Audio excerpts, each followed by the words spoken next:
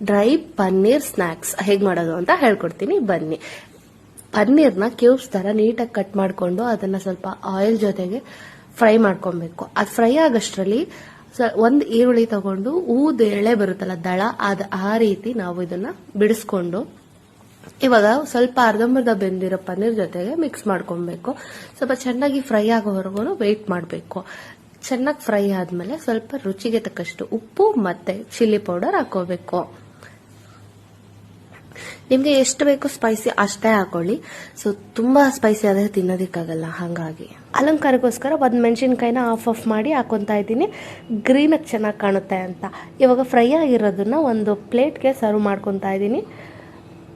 ಇವಾಗ ಅದನ್ನ ಚೆನ್ನಾಗಿ ಒಟ್ಟಿನಲ್ಲಿ ಚೆನ್ನಾಗಿ ಫ್ರೈ ಆಗಿರಬೇಕು. ಸ್ವಲ್ಪ ಆಯಿಲ್ ಜಾಸ್ತಿ ಆಗಿತ್ತು, ಸೊ ಹಾಗಾಗಿ ನಾನು ಆಯಿಲ್ನ ಅದರಲ್ಲೇ ಬಿಟ್ಟು ಪನ್ನೀರ್ ಮಾತ್ರ ಎತ್ಕೊಂಡು ಇದಕ್ಕೆ ಹಾಕ್ಕೊಂಡಿದ್ದೀನಿ.